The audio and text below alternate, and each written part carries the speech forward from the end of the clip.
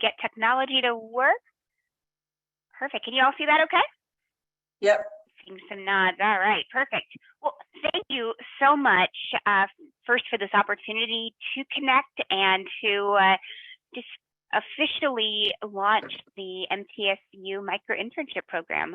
Really excited to share these opportunities with you and more importantly, to help you position yourself for being as successful as possible for hopefully securing some of these different opportunities. So as Dr. Erickson said, if you have questions, please feel free to send them to the chat. I'm got it open right now. Keep me hopping in there. I want to make sure that I'm answering all of your questions and that this is as useful as possible for you all. I know a lot of business students here, so thank you. So I too was a business major. HR was my focus, but if you didn't get a chance to say what your major was, feel free to throw that into the chat as well, just so I can kind of get a better sense of who's in our virtual room. Also, if you're familiar with micro internships, great. Hopefully this might be a bit of a refresher, but I'm going to guess, all right, accounting and finance, those are my two worst areas of business, hence the reason I was in HR and marketing, but here we are, very important. Business HR, information systems, HR.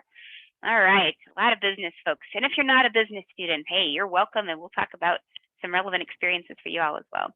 Health information management, very, very good. All right, thank you so much. Appreciate your participation. So I want to first introduce you to a few students that, you know, some of their stories might be a little familiar to you all, some challenges that you might be facing, such as Legend, who applied to lots of jobs, but has been consistently filtered out early on in his job search because his GPA wasn't as high as a lot of other applicants. He also wasn't really sure what he wanted to do with his economics major. Adila, she's a student athlete and graduated, but didn't have a lot of relevant experience. Yera, she was working towards her PhD, wanting to build her resume, but couldn't afford to do anything that was unpaid, couldn't afford to work for free.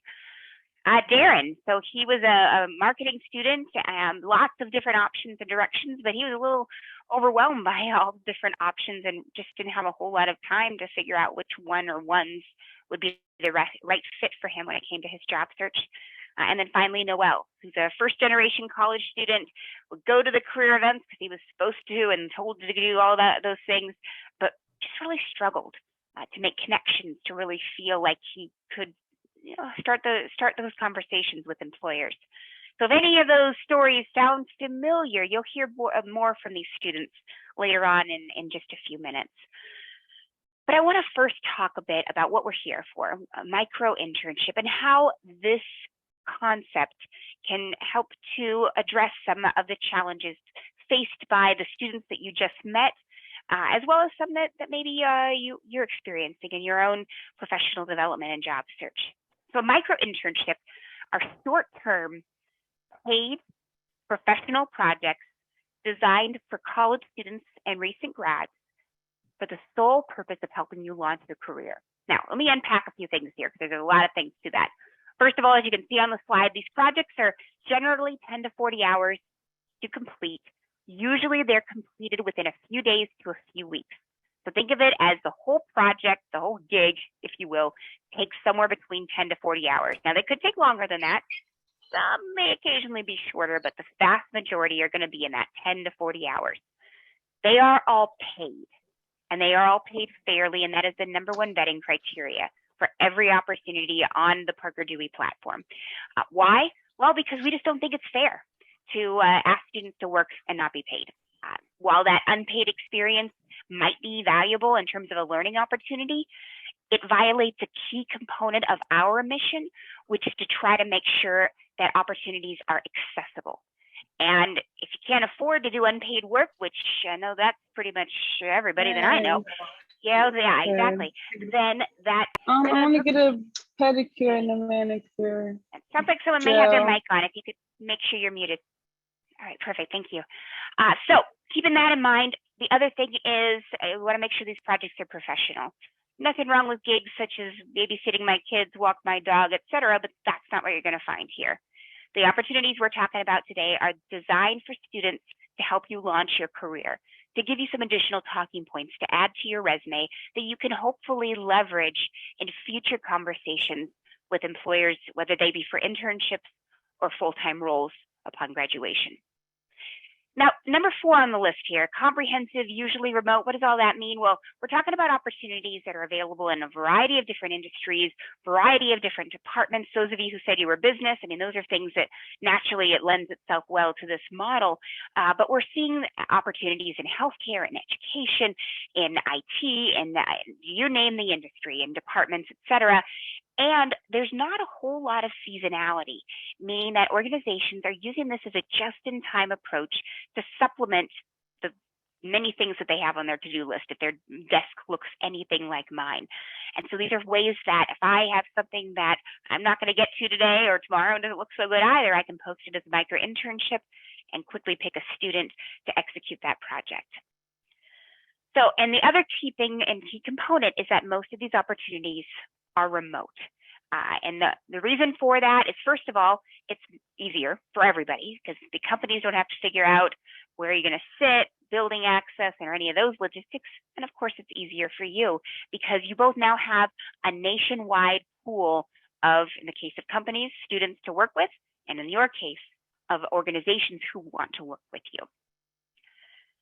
So what are the kinds of projects that you might see? Well, it's a wide variety. And when you get the slides later on, if you're interested, you can click on the link up in the upper right corner and check out our project library, which gives you dozens of additional examples. But the things that we're hearing more commonly are things like, okay, I need to have some sort of content be created. Maybe it's a blog article. Maybe it is a research paper that's for like a scientific publication.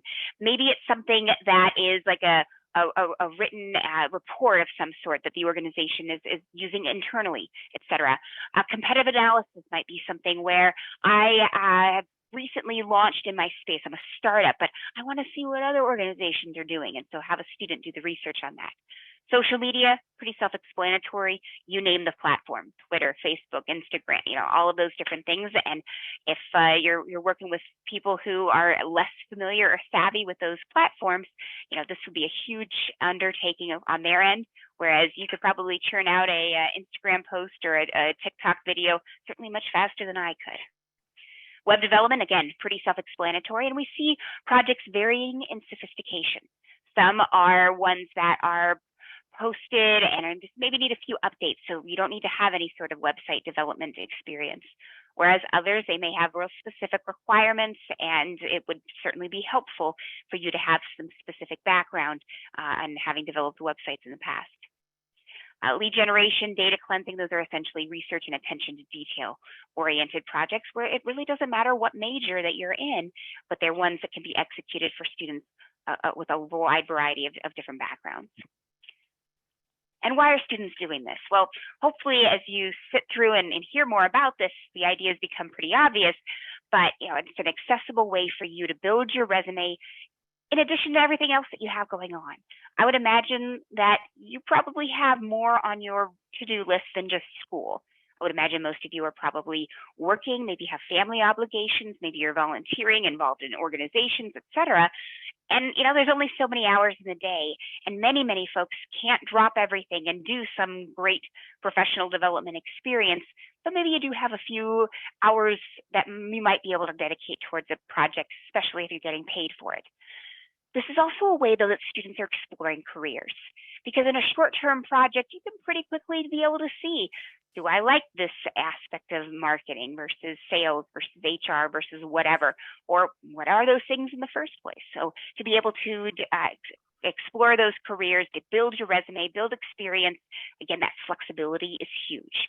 So that if right now you just don't have the bandwidth to take on anything else, okay, it's not a good time to be looking at micro internships. But maybe in a few weeks, once midterms are done or whatever, then maybe it might be an opportune time. Well, great. That's one nice thing about micro internships is there's always something new. You might look at the platform today. Yeah, maybe there's some projects that interest you, maybe not. Come back in a few days, though, and things will have shifted and changed and evolved. Also, one thing to keep in mind with these is that this is not a simulation. This is not some fake project that somebody just put out there just for their own whatever. These are real world experiences where you have real companies that are paying you real money to execute a project, something that they're going to generate real value from as well. So from a networking standpoint, this is huge. This is your foot in the door opportunity. And companies do use micro internships in many, many cases to identify talent who might be a good fit for longer term opportunities at their organization. Maybe it's for an internship, maybe it's even for a full-time role. And we regularly hear of companies who hire micro interns and go on to bring them onto their team long term. Not every micro internship does have that as a goal. Sometimes the companies are so small that they just don't have any open roles at that moment. But again, this is an opportunity for you to build that network, because you just never know when that connection might be valuable to you long term. And again, all of these benefits are in addition to the fact that you are getting paid for the opportunity. So who is eligible for these? Well, probably all of you, but just a couple of key fine points that I do want to bring up. You have to be at least 18, and that goes back to U.S. labor law, in that if you're a minor, the rules work a little bit differently. So we do have a requirement that you have to be at least 18. It is something, though, that you can do even after you've graduated. We don't kick students off the platform after they've completed their degrees, because the reality is sometimes folks graduate and walk right into a job. Sometimes it may take a little while, and either way, that's okay. And we don't want to make the assumption that even if you do love that first job, that you'll always love it and you want to stay there, because we find that after a year or more of doing what you really want to do, chances are you're probably not interested in micro internships anymore. And again, that's great. That's the goal. We don't want you to be a micro intern for forever. We want this to be a launch pad for you. Now, if you are an international student, just know that you do need to abide by whatever your visa requirements are. So go to your international office, make sure you understand the rules around CPT, OPT, or whatever the case might be for your particular situation. And finally, if you're an undocumented student, know that this may be an opportunity that is available to you, even if you do not have DACA. You do need to have an international tax ID number. And for those of you who just heard a whole bunch of acronyms that you're like, what the heck is she talking about? Probably doesn't apply to you, but if you do have specific questions about any of these things, please let me know. Happy to elaborate on any of that in the chat. So how does all this work? Well, pretty straightforward. I'm going to put in the chat the link where you can go and get started. I would encourage you, though, take a look at what's on the slides, and then you can dig in later on, all right? Because I do want to walk you through some key components of what it looks like to set up your account. But if you are a little antsy, or maybe you have to leave early or whatever, the link to get started is in the chat. So 3 steps: create a profile, takes less than 10 minutes. See what's available, apply to those projects that are of interest to you, and if you're selected, execute the project. Now, keep in mind, behind the scenes, Parker Dewey is there to help. Think of this as the gig economy, but with training wheels. Because behind the scenes, you don't have to worry about things like, okay, how do I invoice the company that is hiring me for a micro internship? Or do I have to do a bidding system or anything like that? We've taken away a lot of those different variables to make it easier, for the company, but more importantly for you, if this is your first chance and opportunity doing this kind of work. We'll handle all the HR, we'll handle the legal and payroll, et cetera. And then there was a really great question that just came in, returnships. So those of you who might not be familiar with that term, and if I'm understanding you correctly, at least my understanding of that, is maybe you have been out of the workforce for a while, whatever a while might be, and now you're looking for opportunities to return back to school and build your resume, gain experience. And yes, Melissa, if that's what you're describing, this is certainly an option that might be available and of interest to you. So certainly you're welcome to explore and take advantage, of course. So how do you create your account? Well, the link that I gave you gives you a bunch of different places where you can click the create an account button, which is where you'll then be led to this page, where you'll want to click the view apply to a micro internship project button. We recommend you use your school email address, but really whatever one you're going to regularly check, because all future communications between Parker Dewey and you will be sent to whatever email address that you use. And why is that important? Well, if you're selected for a project, that's how we're going to notify you. So whatever email address you use, make it sure that it's one that you're actively checking. Maybe you already have an account. Kristen, can I interject here for a moment? Of course. So it's my understanding that MTSU students do not retain their email upon graduation. So they might not want to use their school email for that purpose if they plan to use it after they graduate. Yeah, that's a fantastic point. And if you maybe are real actively using your student email right now because you're in classes, et cetera, but you know, getting close to graduation, you can swap out your email address and change it at any time. But yeah, that's a fantastic point. So something to keep in mind. From there, maybe you already have an account, you can always click the sign in button and enter your login credentials from there. And this is what it looks like again if you are seeing it live. Didn't realize that button was going to take me there. Here we go. Next step is to enter a little bit of information about where you go to school. So obviously MTSU, your major, degree you're pursuing, etc. A lot of this information is not required. So if you don't feel comfortable or don't want to put your, you know, like a GPA, for instance, you don't have to. All right, that's not, and know that that's not something that a company can filter by. We deliberately do not have filters for companies for major or GPA, just again, so that they'll consider students that maybe are a little bit outside of their normal goals, et cetera, because we're trying to create more opportunities for students and companies to connect. Now, we do ask for your current location and hometown. Why? Well, that's out of request of companies. One of the big reasons why companies are using micro internships is so that they can connect to talent that already has some connection with their location. And so they may have a short-term project that they want to work with a student who's from their company headquarters. And maybe their company headquarters are near MTSU, or maybe they're near wherever your hometown is if you're not from the area. So those are some of the things that can be helpful to the organization. Also note, if you are an international student, do make sure that you click that I am not a US citizen button. Why is that important? It comes up rarely, but with some organizations where they may have a requirement that you be a US citizen in order to pursue their micro internships. To give you an example, Northrop Grumman has done dozens of projects with us. They're a massive government contractor, and due to their government contracts, and because they're using micro internships as a way to identify talent to hire for full-time roles and internships, that's why they make it a requirement that you have to be a US citizen to complete their projects. So just a little FYI on that. Those kinds of companies who have that requirement are certainly the exception more than the norm, but it does come up, and that's why that's important. One other section that you'll be completing at the early stages of creating your profile is a brief demographic section. And you can see the categories that we're interested in here. And the reason for that, the reason we're asking this in the first place is comes back to Parker Dewey's mission, which is to try to create a more equitable path from college to career. And this just helps us to understand how effectively we're meeting that goal.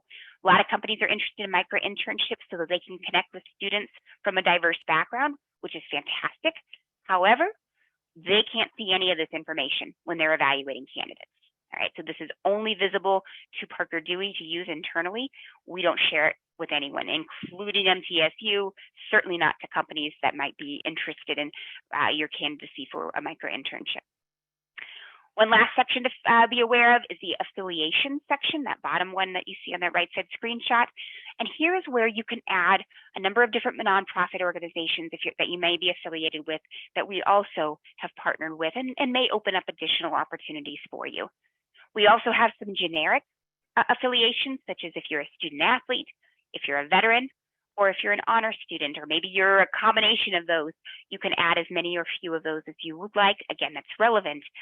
And the reason that you may want to do this is that it can open up additional micro internships. We have, for example, a number of companies. I literally spoke to one earlier today that specifically said that they're interested in working with veterans. 2 weeks ago, I spoke to another company that was running a micro internship program targeting student athletes.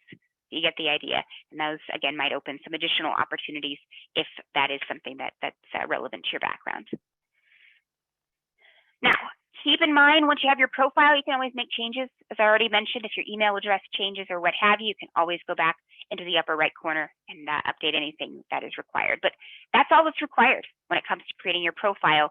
There are additional sections where you can talk about your experiences, you can upload your resume, etc. Definitely recommend that you fill those out, but they are not required.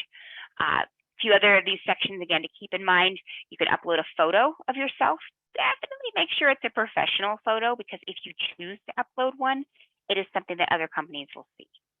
There's a very brief personal statement where you can describe a little bit about yourself that you can complete. And again, it is something that companies are going to be able to view. So something that's generic, such as that you are a business student with seeking a career in the XYZ industry, or you are an accounting student interested in a Big Four accounting, whatever generic type of succinct personal statement that you may want to have. If you have a LinkedIn profile, think about what you're putting in for your headline, and that would suffice for that particular section. Experiences, as I mentioned already, it's optional, but it is helpful to companies because this is something that highlights all the different things that you've done, whether that be work experience, volunteering, part-time or full-time jobs, extracurriculars, very eclectic, but you can complete it and with information that companies might find relevant to your background. Resume, pretty self-explanatory. Keep in mind, though, that you're only able to upload one resume. So I would suggest that you're doing a generic version of your resume. You may want to peel away any sort of personal addresses and other contact information because they can communicate with you via the Parker Dewey profile, and that way it's, again, just a generic version of your resume. And then lastly is documents where you can upload samples of your work. I do recommend that, particularly those of you who may have a GitHub to showcase some of your various web design experiences or other technical skills. Maybe you are very savvy in Excel and have some files that you could showcase there. Maybe you have some PowerPoint presentations or graphic design types of experiences, etc.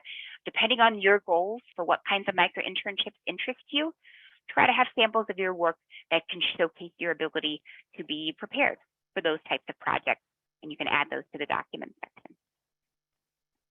Now, the interesting part, the projects themselves. Well, you have a question in the chat. Oh, I'm so sorry. Yeah, I need to pull that up because for whatever reason, I don't see the chat anymore. Would you mind sharing that? I don't know why my chat window just went away. Yeah, it says, are internships usually paid hourly or by the completion of the job? It's a really good question. And while I figure out this technical piece, I will share my screen once more in just a moment.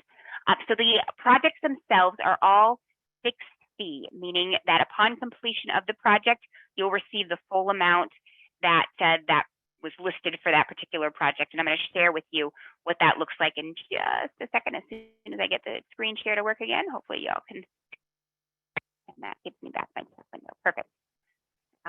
So look at the different project descriptions. First of all, and Austin, thank you for that really good question. I'll give you an illustration of that in just a moment. On the left side screenshot, though, that's where you'll see the different projects that are currently available. The featured projects, that first project in this example here, that is featured to you based on where you go to school or what you have in that affiliation section of your profile. So in other words, not all students can see those projects that are listed under the featured project section. If you do have any projects that are featured for you, I'd recommend take a careful look at those, because if that project interests you, there will be less competition for that particular project since it's only available to you based on what you have in your affiliations or your school section. Now, those that are listed under all open micro internships, as the name implies, those are open to everybody. And so those are ones that, again, thousands upon thousands of students may have an interest in and may be applying to. So certainly the competition is steeper, but those are projects that, again, change all the time. What you see today will probably be pretty different than what you'll see in a few days to a few weeks. From there, though, click details and you can read about any of the projects that you want to learn more about. And that's where, Austin, to your question, you'll be able to see the estimated number of hours, the dates, the payment, etc. All of that is transparently available in front of you. Now, payment, that is what you will receive. There are no surprises, and that, again, is something that is what would go to you upon completion of that project should you be selected for that particular opportunity. You can also read a little bit more about, of course, the project, the description of the company, etc. And if you're interested in that project, you will then be led to completing one or more short answer application questions. That's what you see on that right side screenshot. Now, for every project, there's always at least one question, which is essentially, why should we pick you? And then the company who posted the project can add additional questions if they wish. And so this particular example on the right side, describe your social media experience, what professor, etc. Those are things that, again, you'll want to answer comprehensively and professionally. And just to unpack a few key points in general here, first of all, pay careful attention to that project description. Those dates, the estimated hours, payment, all of that is very visible for you to determine whether or not that project is a good fit for you. You'll also be able to see if it's on-site versus remote. Well over 90% are going to be remote, but we do have on-site projects. There's one right now on the platform where it's an event-based project where you have to be, I don't know, in Florida, I think of it is. And so if you're not in Florida, don't apply, because unless you want to make a nice commute here to get to that project, it's probably not going to be a fit. Desired skills, that's another really important section to keep in mind, because you might see some technical skills in there that you have to Google because you have absolutely no idea what they're talking about. And if that's the case, that may not be a project that you're wanting to compete for. But there may be other skills there that you said, oh yeah, I can do that, and this would be a great way to showcase that. We'll make sure that you not only consider applying for that project, but also go back to your profile and make sure that your descriptions of your previous experiences reflect that you do have relevant experience that complements and matches what they are looking for that project.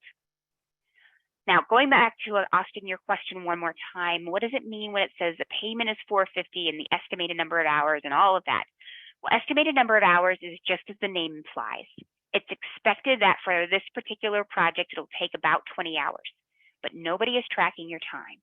So you don't have to turn in a timesheet or anything like that. If it takes you 18 hours to complete it, if it takes you 22 hours to complete it, again, that payment will stay the same. It's not hourly, but that's just something to be aware of as you're evaluating the project and whether or not it's going to be a fit for you. Lindsay, to your question, one of the benefits of the platform, and just working on something like this, is that you are being paid by Parker Dewey and not by Northern Real Estate or whatever these different companies are. Meaning that maybe Northern Real Estate's taken forever to pay Parker Dewey. Okay, that's Parker Dewey's problem. It's not going to be your problem. Once you're completed with the project, Parker Dewey has the responsibility of paying you, and so we pay you upon completion. We typically run the billing cycles at the end of the month.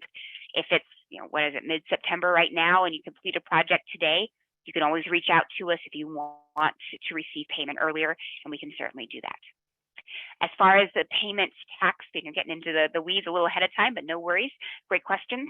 You're going to be paid most likely as an independent contractor. Occasionally, we do have students who convert to a W-2 employee if it's an ongoing type of assignment, but those are very, very rare. For all of these individual one-and-done types of projects, you'll be paid as an independent contractor, which means that it's not a taxable event.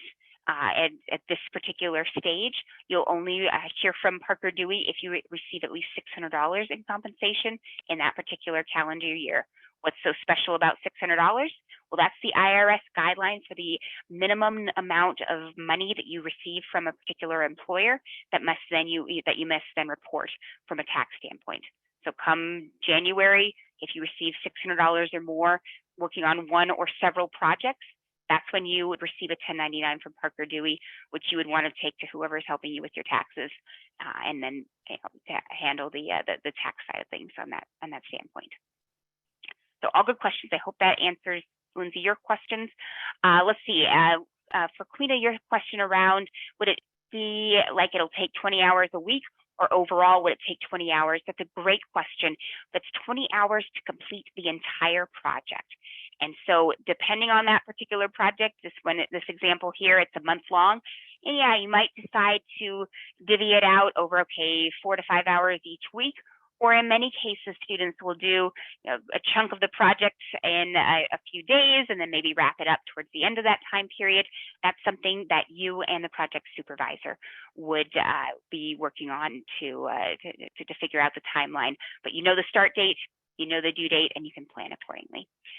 Denton, to your question around payment, even if you do a poor job. So a couple things to keep in mind here. First of all, you need to do the work. Because if you just completely don't do anything, then no, you're not going no, the student would not be compensated. But what we see is that due to the competitiveness of micro internships, and the fact that, especially those projects that are open to everybody, they're going to get dozens of applicants. And so, what we find between the competitiveness of the talent pool and the applicant pool, in conjunction with the fact that we vet these projects pretty carefully to make sure that it's something that's in the wheelhouse of a student, that's not something that's going to take 20 years of industry experience. And in fact, companies that post projects that do seem to be pretty advanced, we follow up with them just so that they're aware that, hey, this is not a pool of industry experienced professionals. This is micro internships. And so we're working very closely with the companies to manage their expectations. But that being said, very rarely, very, very rarely, like less than 2% of the time, do we have hiccups with projects and where a student underperforms. In those particular situations, it depends on, did the student do the work? Now, if they ghosted, obviously they're not going to get paid. We had a situation about a month ago, student got COVID and ended up in the hospital and was unable to complete the project. In that particular situation, the student was paid for the amount of portion of the project that they did complete. And then the rest of the project was in, I'm not sure for that specific one, I believe they ended up receiving a refund for the remaining portion of that particular project. So it's handled on a case-by-case basis because it is so rare that these situations happen. But I hope, Denton, that answers your question. If you made a bona fide effort to complete the project, even if the company, for whatever reason, is not happy, we still pay the student. And then again, Parker Dewey handles it from the company side. Great questions. Let me go ahead now and move on to these answers to these short answer questions, because clearly there's a lot of interest in being selected. So let me give you some tips on how to do that. First of all, those short answer questions are critical. What you're seeing here with these screenshots is exactly what it looks like from a company's perspective. And you're seeing two specific examples, real world examples of a student named Emma and a student named Wyatt that applied for the exact same micro internship. One of them was selected, Emma, and then one of them was not. Wyatt, nothing inherently bad about his answer, but he didn't have a lot of details in his responses. He didn't, there's a typo in his third response. I'm interested in again, just not the most robust response to these particular examples. And again, if you're curious, we do have a nice long list of samples of short answer responses. In these cases here on the left, these are real world examples of students who were selected side by side next to students that were not. And so if that's helpful, I certainly would encourage you to, when you see these slides, to be able to take a look at those and make sure that your responses are meeting the fitting. And if I could just interject here, the purpose of that sample is not for you to cut and paste and copy. Right? Not at all. So your answer should be your answer. And you should use that as a guide only, but not as a fodder for just using someone else's words. Exactly. And that's something that companies really take seriously and can really easily see. And in fact, that's something that I was counseling a student a few months ago, where they literally copied and pasted the exact same response to the same micro internship or to different micro internships. And in this particular example, it happened to be with Northrop Grumman, and she applied to like 4 or 5 different projects using the exact same answers. Only thing about that is not only should you not do that, but you really shouldn't do that in this case, because it's the same recruiter looking at all of those identical answers for these different micro internships. So it really showed that this student just took the lazy way out in doing that. Because again, this is what it looks like from the company's perspective. They only see those who apply. They can see where you go to school, your major, et cetera. So little details like not capitalizing your major, like Miriam here in the left corner. Yeah, that's a small thing, but it makes a big difference, particularly if you are, you're pre-med. Those details matter if you got someone's health on the line. And then those responses about, why should they pick you? Again, this response from Emma was very, very solid. And in Emma's case, not only did she get selected for that micro internship, she ended up getting hired on full time with that company and now works for their sales department. A few other things to keep in mind as you are looking at the platform is that you can always see where you stand in terms of whether you're still being considered. So under that section, as you're reviewing the platform, you'll see the list of opportunities on the left side. Under applied, you can always see whether or not you're still under consideration, because all the projects you've applied to, and if you're still under consideration, they'll be listed there. Once you're selected, then the projects that you're working on are under the hired section, and those that you've completed are listed under completed. That's also where you'll be able to review the feedback that companies can give to you. It essentially becomes like a portfolio of micro internship experiences that you can build over time. Lastly, messages is where you and the company can communicate prior to them selecting you. So a company might reach out to you and say, hey, can we set up an interview at such and such time? Are you available for a Zoom meeting or whatever? And be able to just confirm that you are a good fit for their project before you are selected. Once you're selected, well, first of all, congratulations. Now what happens? Well, you'll find out via email. So again, check your email. We had a situation that occurred where a student signed up, applied for a micro internship, and ended up getting selected all in the same day.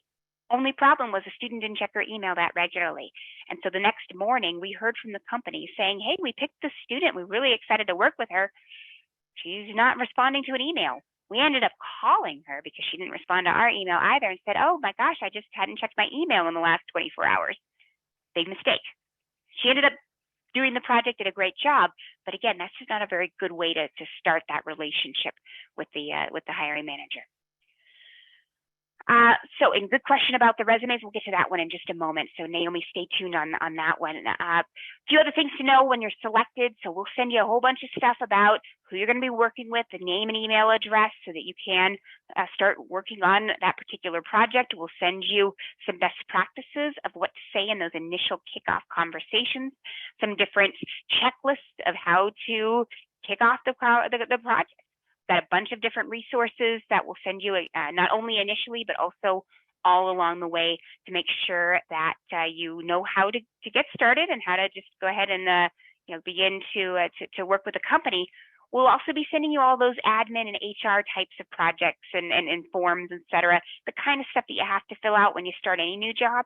We'll be sending that because, again, you're working for Parker Dewey when it comes to all of the HR side of things. So the HR, the payroll, again, we'll set you up with our accounting system and so on.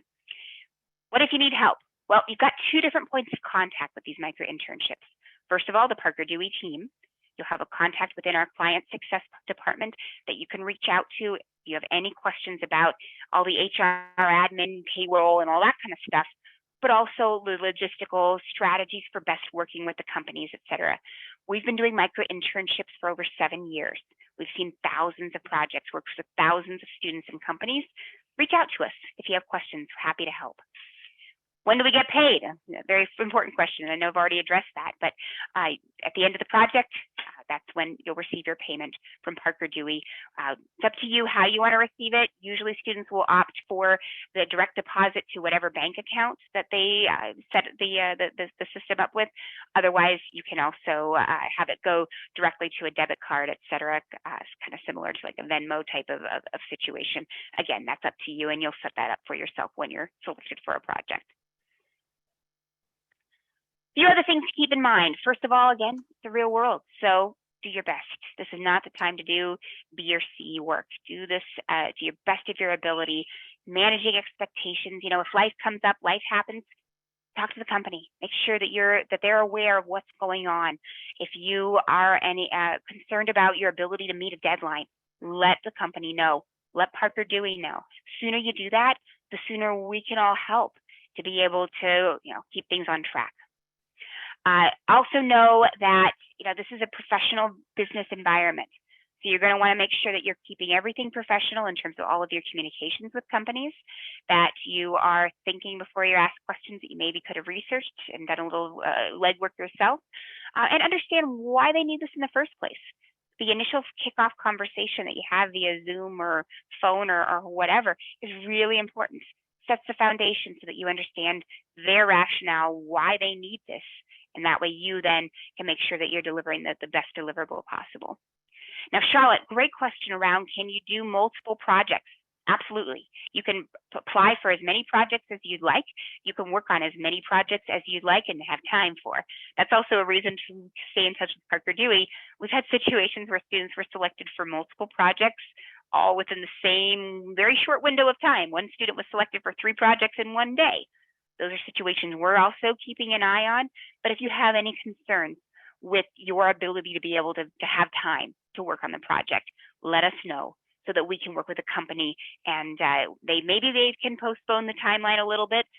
Maybe they might need to work with another student so that they can get the project done. But yeah, great question. Now, going back to Naomi's question around how to put this on your resume, et cetera. First of all, yes, do put it on your resume. When the project's completed, one nice thing about a micro internship, because this is the real world, is the bullet points for the micro internship sort of write themselves. You create something. Every project has some sort of deliverable. So describe what that was. What did you do for this company? What was the outcome? Why did you have to do it, et cetera? And then when you're writing this on your resume or LinkedIn profile or wherever you're putting this, your title is independent contractor or independent consultant of Parker Dewey. The company name is always Parker Dewey. You'll want to ask permission of the company that you're doing the project for in order to use their name. It doesn't occur very often that they may have concerns, but we have had situations where the company has preferred that they not list their name on your resume. You still can list the experience, you're still working for Parker Dewey, but they may say, yeah, don't use our name. And so you may want to replace, instead of saying, I don't know, Microsoft, you may want to instead say something like multinational IT firm or something like that. So again, you still get the experience, you just may not be able to list the name. And again, those situations are extremely rare. Last few things to keep in mind too is that every one of these is a learning experience. So spend some time thinking about what you learn, what you like, what you don't like. Sometimes if you didn't like aspects of the experience, that could be just as valuable as if you liked it. But if you did like the experience, or even if you didn't, know that those organizations that you're working with are now individuals that are added to your network. Stay in touch with them. Maybe that initial project may not have led to something long-term, but who knows, 3, 4, 6, 8, 10, whatever months from now, what might be occurring at that point. Question around how long after graduation can you access the portal? As long as you want. We don't kick students off the platform once they've completed their degrees. This is useful to you and accessible to you as long as you wish to engage with the platform. You can delete your account at any time. We want you to move on from being a micro intern to doing something longer term. However, it's not a specified timeline where we mandate that you must be off the platform by whatever. So use it as long as you find it useful. So just to kind of wrap us up, the students that you met earlier and some of the things that they had to say about micro internships, various experiences, but in short and long of it is they helped them launch their careers. They helped them navigate whatever it was that they still had questions about, and build their resume. In Darren's case, he realized that he never had an interest in a certain area of marketing, and what do you know? Noel in the bottom right corner ended up doing, I think it was 12 micro internships by the time he graduated, and ended up with as many job offers as any of his peers. And so it's just a way for them to launch their career, and that's ultimately what we're here and passionate and excited to bring these opportunities to all of you. So once again, the link to creating your accounts up on the slide again. Just know as well, you complete that profile, be persistent with these opportunities as well. Probably the most common mistake that I see with students who hear about these Parker Dewey and sign up maybe right away is when they forget about it. So know that this is very much a living and breathing portal of opportunities. And maybe right now may not be the best time for you to engage. But 3 months from now, maybe this might be a perfect opportunity.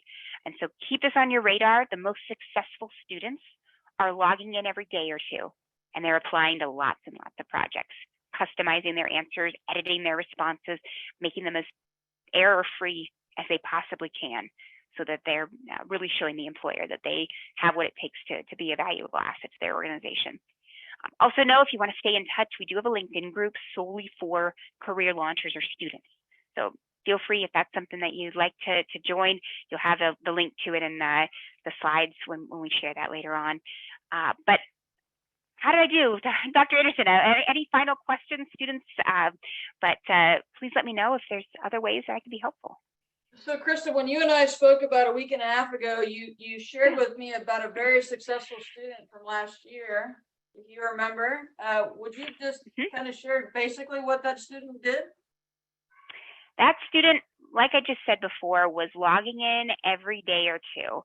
It's funny because there's a bit of seasonality with his agenda. He was, taking online classes, COVID, stranded, etc., and used this as a way to fill the schedule and round out the day. And so he did, I don't know exactly how many projects, it was well over 30, and ended up, his total compensation for last year was like 20 grand. So he did a lot of projects, and just basically it was sort of like internships on demand for his particular experience. So that was his experience. He didn't have the highest GPA or the most elite school. He's just very persistent. And that's what we're seeing. There's another student that we're working with. I think she's on her 12th micro internship. She actually is featured on our success story list. And she's using it for portfolio building. And just, again, persistent. Any project that interests her, she's applying right away.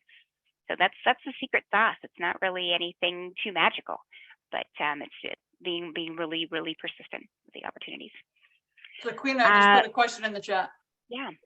If your student has internship experience but want to try a different career path, yeah, that's where a micro internship can be a great way to pivot your interest into this new direction. So it's great to apply for those projects, but you're in those application responses, you are going to want to articulate why it is that particular project interests you. So when they ask you, why should we select you for that project? And that's the default question. Everyone has to answer that. Make sure you're clear about why that particular project is of interest.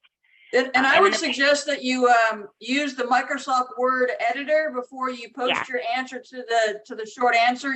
Type it out in Microsoft Word, do a spell check, do a grammar check, do the conciseness check, and then paste it into Parker Dewey. That way you at least have had someone proof it.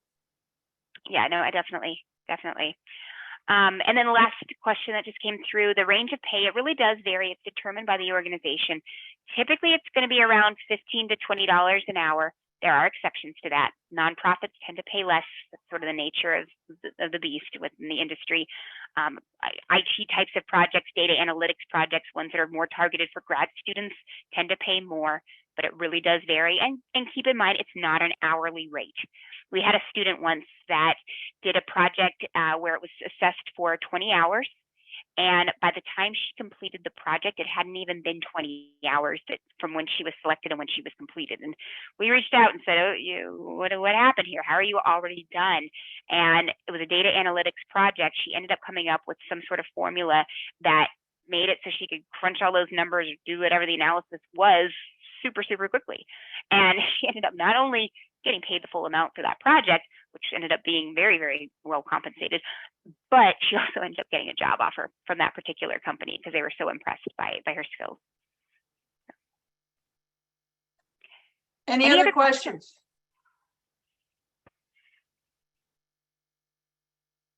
All right, well, Chris and I can't thank you enough for your time. For those of you that attended, if you would like the PowerPoint slide deck for your reference, please send me an email. It's just ann.anderson@mtsu.edu, or you can come by and see me. I am in BAS N320 if you have further questions, or if you just want me to look at resumes before you post them, I'm happy to do that. I encourage you all to sign up and take advantage of this great opportunity. We don't often get these opportunities in our laps, but here they are for you. So I wish you all luck, and please let me know if I can do anything for you. Thank you again, Kristen. Thank you all. Good luck to you.